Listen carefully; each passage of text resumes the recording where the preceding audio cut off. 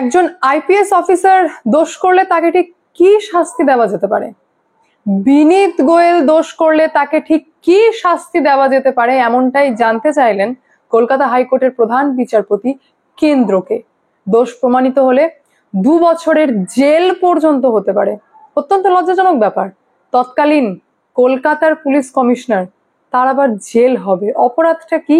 যে অপরাধের জন্য আজকের দিন পর্যন্ত নির্যাতিতার মা বাবা ভুগছেন এবং সুপ্রিম কোর্টে বারংবার বলছেন যে ভয়ঙ্কর বাজেভাবে ভাইরাল করা হয়ে গেছে আমার মেয়ের নাম, এবং তো আপনারা জানেনই যা সমস্ত ভাইরাল হয়ে চলছে।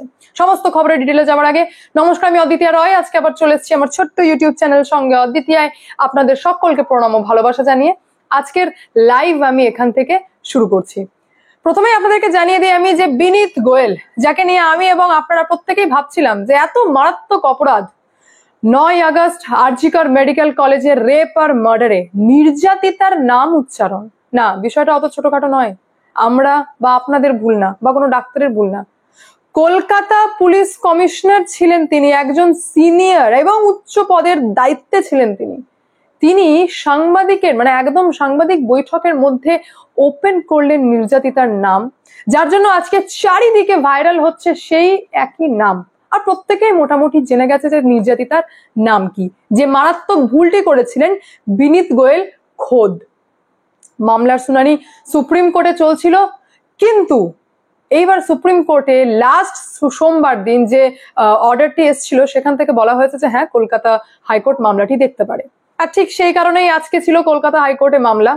যে মামলায় প্রথমেই প্রধান বিচারপতি যে মন্তব্য করেছেন সেটা হচ্ছে যে একজন আইপিএস অফিসার যদি এই ধরনের অপরাধ করে তাহলে তাকে ঠিক কি শাস্তি দেওয়া যেতে পারে, কি ধরনের শাস্তি দেওয়া যেতে পারে। এইরকম একজন আইপিএস অফিসার এরকম মারাত্মক লেভেলের একটা ভুল, যে বিনীত গোয়েলকে আমাদের রাজ্যের মুখ্যমন্ত্রী মমতা ব্যানার্জি মরিয়া চেষ্টা করলেন যে কোনো হালে তাকে বাঁচিয়ে নেবার, তাকে প্রোটেক্ট করার, তাকে একদম সেই ঘিরে রেখেছিলেন নিজের কি আর বলবো, আপনারা খুব ভালোই জানেন। তো সেই বিনীত গোয়েলকে শেষ রক্ষা করা গেল না, কারণ অপরাধটাই হচ্ছে অত্যন্ত ভয়ঙ্কর। বলে না, পাপ কারোর বাপকে ছাড়ে না।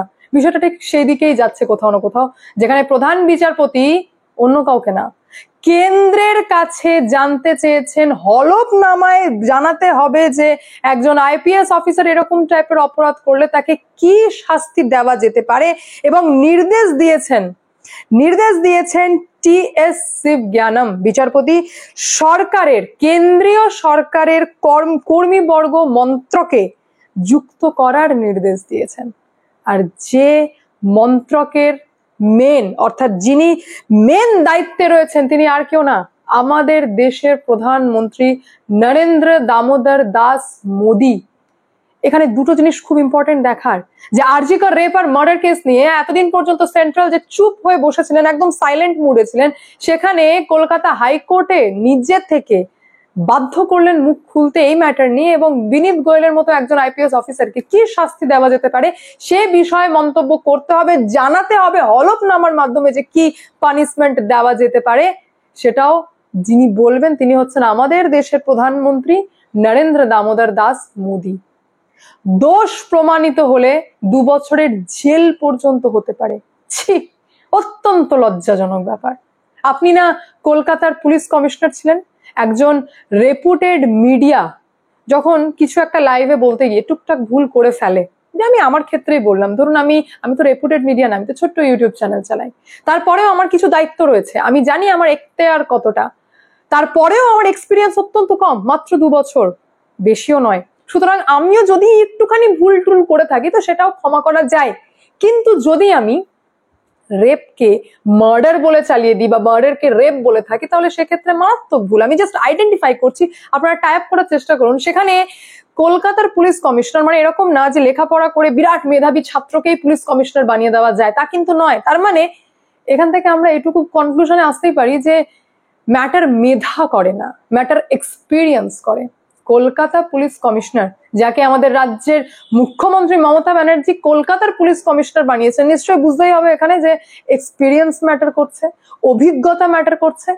তাহলে যে মানুষ এক্সপিরিয়েন্স আর এত উঁচু পদে রয়েছেন, তার মাধ্যমে এটা ভুল নয়, এটা দোষ। এটা তার মানে মেনে নিতে হবে হয়তো বিনীত গোয়েলকে কিংবা আমাদের রাজ্যের মুখ্যমন্ত্রীকে যে আমি হয়তো ঠিকঠাক পুলিশ কমিশনার সেট করিনি, কারণ বিনীত গোয়েল তো মেন্টালি ফিট নয়, তিনি তো mentally disbalance in the sense of তিনি তো মেন্টালি সেট আপ করতে পারছেন না যে কি বলা উচিত আর কি বলা উচিত না, কারণ তিনি একটা উঁচু পদে রয়েছেন। তো ডেফিনেটলি এখানে আমি বলতে বাধ্য হচ্ছি যে মমতা ব্যানার্জি এবং বিনীত গোয়েল দুজনের ক্ষেত্রেই আমি বলতে বাধ্য হচ্ছি যে দিদি একটু ভাবুন, কলকাতার পুলিশ কমিশনারের মতো এত উঁচু পদে যাকে বসিয়েছেন সে তো মেন্টালি ফিট না, না হলে এত মারাত্মক ভুল কি করা সম্ভব, যেটা ভুল নয়, যেটা দোষ। সাংবাদিক বৈঠকে ওপেন নির্যাতিতার নাম উচ্চারণ করা এবং যে নামটা আজকের দিনে এত ভাইরাল যে প্রত্যেকটা মানুষ জানে যে তিলোত্তমার নাম কি, কিন্তু অত্যন্ত হাস্যকর এবং লজ্জাজনক বিনীত গোয়েলের জন্য যে আমাদের মতো ছোটখাটো ইউটিউবার, আমি মেন স্ট্রিমের কথা বললামই না, মেন স্ট্রিম মিডিয়ার কথা বললামই না, আমাদের মতো ছোট্ট ইউটিউবাররা পর্যন্ত এইরকম মারাত্মক লেভেলের ভুল করিনি, অথচ 9 তারিখ থেকে আমরা নিউজটাকে কভার করছি। কিন্তু তার পাশাপাশি অতি অবশ্যই আমাদের নজর তো থাকবেই, যেখানে দোষ প্রমাণিত হলে 2 বছরের পানিশমেন্ট পর্যন্ত হতে পারে।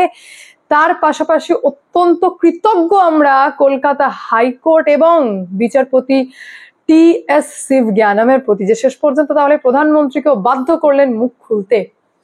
আর এই মামলা, যেটা জনস্বার্থ মামলা করা হয়েছিল কলকাতা হাইকোর্টে, আর মামলাকারীর হয়ে যে অ্যাডভোকেট রয়েছেন মহেশ জেঠমালানি, নামটাই কাফি, আপনারা নিজেরাই বুঝতে পারছেন যে কি মারাত্মক লেভেলের অ্যাডভোকেট এবং কতটা বড় নির্দেশ তিনি বার করে এনেছেন। অতি অবশ্যই নজর থাকবে যে নেক্সট স্টেপ কি হয়, এবং কলকাতা হাইকোর্টকে আমার অত্যন্ত ধন্যবাদ এবং স্যালিউট।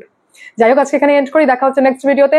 ভালো থাকবেন, সুস্থ থাকবেন, সঙ্গে অদ্বিতীয়া চ্যানেলকে অতি অবশ্যই সাবস্ক্রাইব করবেন, কারণ যা হবে স্পষ্ট হবে।